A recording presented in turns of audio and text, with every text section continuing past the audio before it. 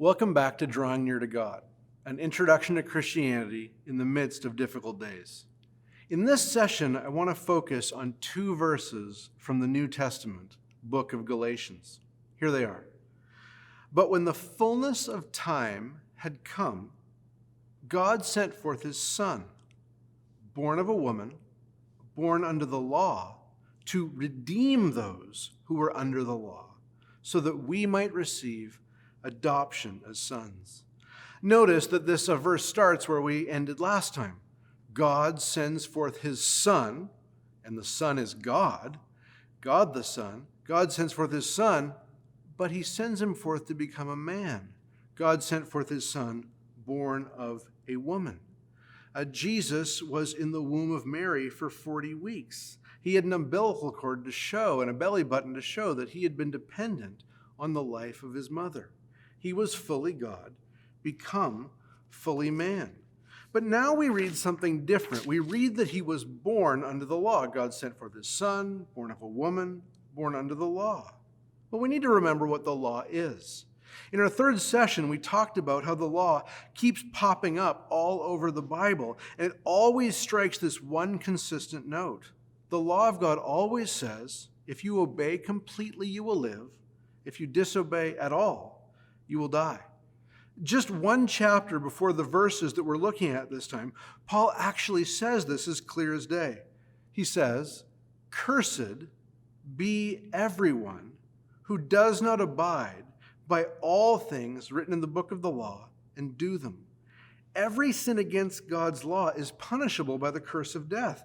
In creation, God said to Adam, if you disobey me, you will die. In our consciences, we know that if we practice any sin ranging from gossip to adultery, from heartlessness to homosexuality, then we deserve to die.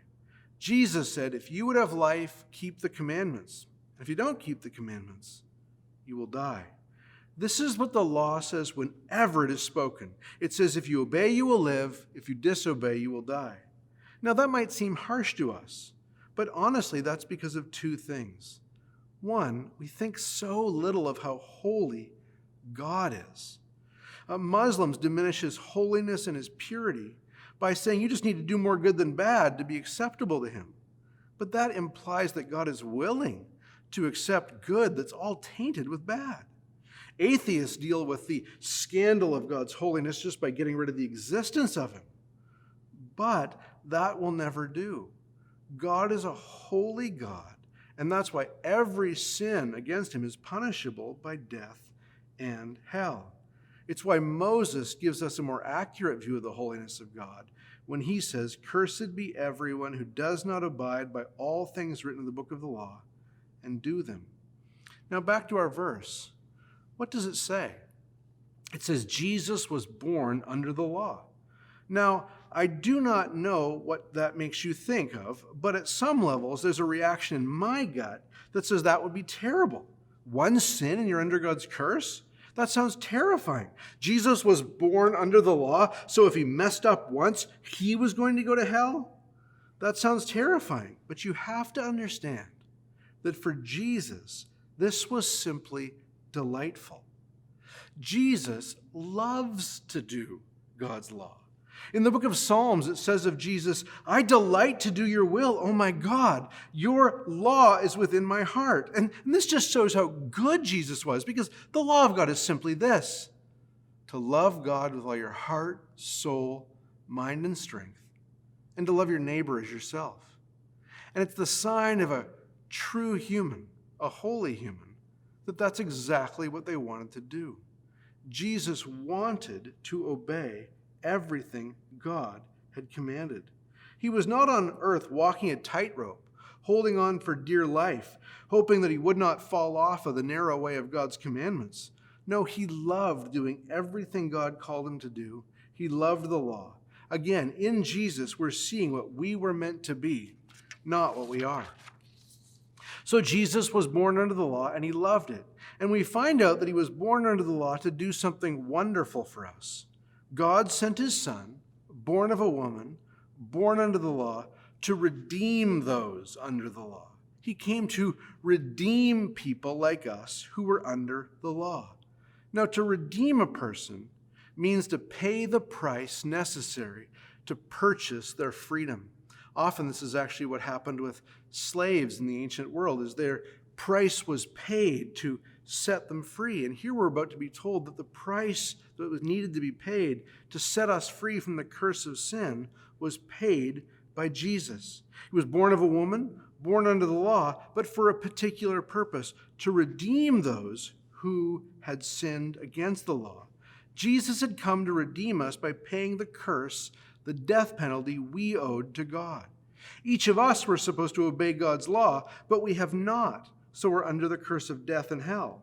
But Jesus came and was born under the law to redeem us from under the law's curse. Let me read you one verse that tells us exactly how he did it. The book of Galatians again says, listen closely, Christ redeemed us from the curse of the law by becoming a curse for us. For it is written, cursed is everyone who is hanged on a tree. In the Old Testament, there was no surer sign that a person was under God's curse and under God's wrath than if they were hung out to die on a tree. And Jesus, even though he lived a perfect, law-loving, God-loving, obedient life, he died on a tree. A Roman cross, to be precise. And he was not there for his own sin, but for sinners like you and I who deserve to die under God's curse. Friend, every human heart has a nagging sense of guilt. Some deal with it through religion, some religious frenzy to try to be good enough for God. They try to have their good deeds outweigh their bad. Some deal with it through drinking and drugs. They try to numb their pain and lower their inhibitions so they can loosen up and just have a good time and chase away the guilt they feel from God. Some deal with it by denying the existence of God. Others slip into a depression, a hopelessness that they could ever please God. There is only one way to deal with the guilt we feel before God. There is only one way to deal with the imminent doom that we have a nagging sense of because we're under the curse of God. It's to look to Jesus. Jesus came and lived as a man, like you and I. He lived as a person under the law that terrifies us with its guilt. But he did it not to be one more failure, but to be the first one who did everything the law commanded. And then, even though he was the person who didn't deserve any of the law's consequences, he is the one person who took the severest of the law's consequences. He took the penalty of death, the very curse of God, the full wrath of God. He didn't just come and become a man so he could show off and show you what a real man looks like. He came as a man so he could serve you and I and take the curse that we deserve. You trust that, and your guilt will be wiped away. You trust that, and the doom you sense and feel will be wiped away. Light will begin to shine as you begin to understand redemption through Jesus Christ. I hope you will. Until next time.